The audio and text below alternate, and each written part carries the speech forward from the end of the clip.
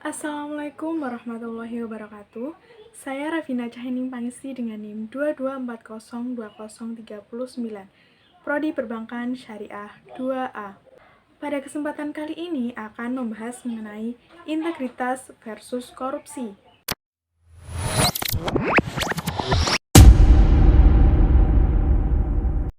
Baik, langsung saja. Pengertian integritas.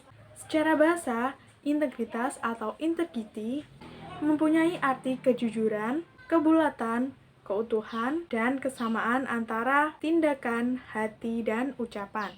Sedangkan secara etimologis berasal dari kata integer yang berarti bersih, penuh, suci, bulat, atau utuh. Dengan demikian, integritas merupakan pola hidup yang damai, sejahtera, bersih, dan sehat secara keseluruhan. Berikutnya adalah nilai-nilai integritas. Yang pertama, jujur. 2. Tanggung jawab. 3. Disiplin. 4. Mandiri. 5. Kerja keras.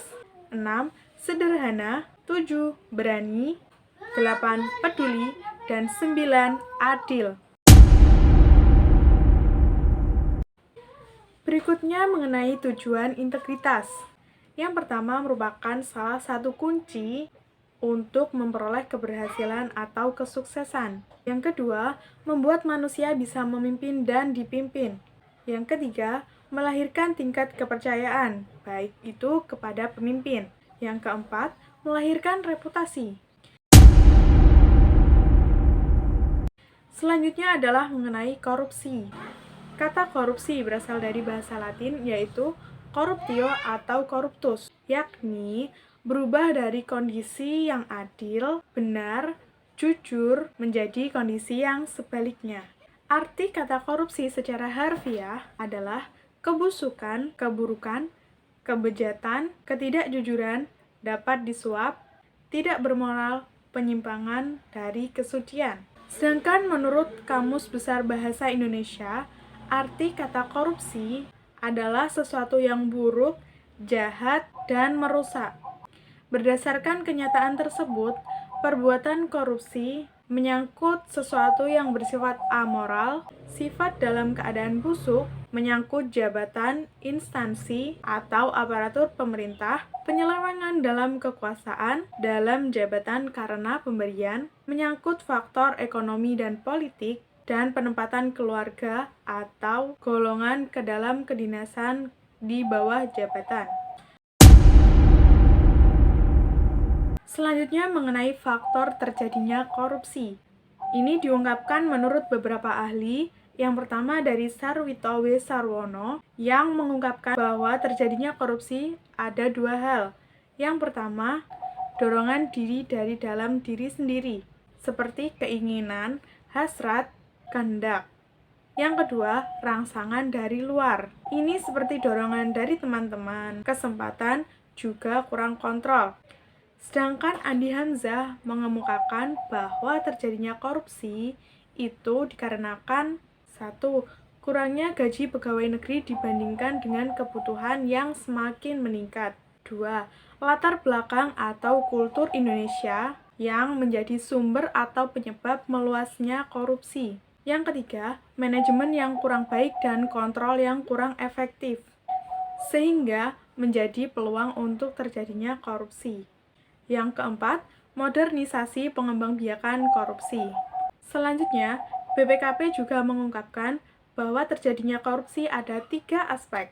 Yang pertama, aspek individu pelaku, yang meliputi penghasilan yang kurang cukup, sifat tamak manusia, moral yang tidak kuat, ajaran agama yang kurang diterapkan, gaya hidup yang konsumtif, kebutuhan hidup yang mendesak, malas atau tidak mau bekerja. Yang kedua dari aspek organisasi, meliputi yang pertama, kelemahan sistem peradilan organisasi. Meliputi yang pertama, kelemahan sistem pengadilan manajemen. Yang kedua, sistem akuntabilitas yang benar di instansi pemerintahan yang kurang memadai. Yang ketiga, manajemen justru menutupi adanya korupsi. Yang keempat, kurang adanya sikap keteladanan pemimpin. Yang kelima, tidak adanya kultur organisasi yang baik dan benar. Kemudian aspek yang ketiga, aspek tempat individu dan organisasi yang berbeda. Meliputi masyarakat yang kurang menyadari bahwa yang dirugikan dalam korupsi adalah diri mereka sendiri. Yang kedua, nilai-nilai masyarakat yang kondusif untuk terjadinya korupsi, sehingga menjadi budaya dalam masyarakat tersebut. Yang ketiga, masyarakat kurang menyadari bahwa dirinya terlibat dalam korupsi. Padahal, setiap korupsi pasti akan merugikan anggota masyarakat. Yang keempat, korupsi mudah timbul karena adanya kelemahan di dalam peraturan perundang-undangan yang hanya menguntungkan bagi kroni penguasa. Yang kelima, masyarakat kurang menyadari bahwa korupsi tidak akan bisa dicegah dan diberantas apabila mereka ikut melakukannya. Berikutnya adalah jenis dan bentuk korupsi. Mengenai jenis korupsi, yang pertama, korupsi pengadaan barang, kedua, penghapusan barang inventaris dan aset negara, baik berupa tanah, yang ketiga, pungli penerimaan pegawai, pembayaran gaji, kenaikan pangkat, dan pensiun. 4. Pemotongan uang bantuan ataupun subsidi. 5. Bantuan fiktif. 6. Penyelewengan dana proyek. 7. Proyek fisik. 8. Manipulasi hasil penjualan, penerimaan pajak dan retribusi. 9. Manipulasi proyek-proyek fisik seperti jalan. 10. Daftar gaji atau honor fiktif. 11. Manipulasi dana pemeliharaan dan renovasi fisik. 12. Pemotongan bantuan seperti Inpres dan Banpres. 13. Proyek pembangunan SDM yang fiktif. 14. Manipulasi ganti rugi tanah dan bangunan. 15. Manipulasi biaya sewa dan transportasi. Dan 16. Korupsi waktu kerja. Kemudian bentuk korupsi, yang pertama, kerugian keuangan negara. Kedua, suap menyuap. Ketiga, penggelapan uang atau surat berharga dalam jabatan. Keempat, pemerasan. Kelima, perbuatan curang. Keenam, benturan kepentingan dalam pengadaan, pemborosan, dan persewaan. Ketujuh, gratifikasi. Selanjutnya, macam-macam korupsi. Ini mengutip dari pendapat Amin Rais bahwa korupsi terbagi menjadi 4. Yang pertama, korupsi ekstotit, berupa sogokan atau suap dari pengusaha kepada penguasa. Yang kedua, korupsi manipulatif, seperti permintaan seseorang yang memiliki kepentingan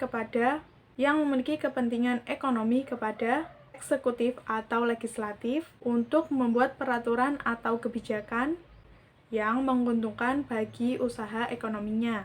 Ketiga, korupsi nepotistik, yaitu terjadinya korupsi karena ikatan kekeluargaan, pertemanan, dan sebagainya. Keempat, korupsi subversif, yaitu mereka yang merampok kekayaan negara secara sewenang-wenangnya untuk dialihkan ke pihak asing dengan keuntungan pribadi. Lalu, upaya untuk mencegah terjadinya korupsi, yaitu meliputi nilai moral yang berupa kaidah atau aturan tingkah laku yang seharusnya ditampilkan dan menjadi pedoman hidup dan menjadi pedoman bagi setiap masyarakat. Yang kedua, kedisiplinan. Yang ketiga, norma hukum. Selanjutnya, mengenai relevansi antara integritas dan korupsi. Integritas dan korupsi sendiri merupakan dua hal yang saling bertolak belakang. Namun, mereka memiliki hubungan yang sangat erat dalam konteks pemerintahan, kebijakan publik, dan tata kelola yang baik. Integritas mencakup kejujuran, akuntabilitas, transparansi, dan keadilan dalam setiap aspek kehidupan, termasuk dalam tata pengelolaan keuangan dan pemerintahan. Jadi, kesimpulannya, bahwa kita memerlukan integritas untuk kehidupan anti korupsi. Mungkin cukup sekian yang dapat saya sampaikan. Apabila ada kurang lebihnya, saya mohon maaf. Saya pamit undur diri. Wassalamualaikum warahmatullahi wabarakatuh.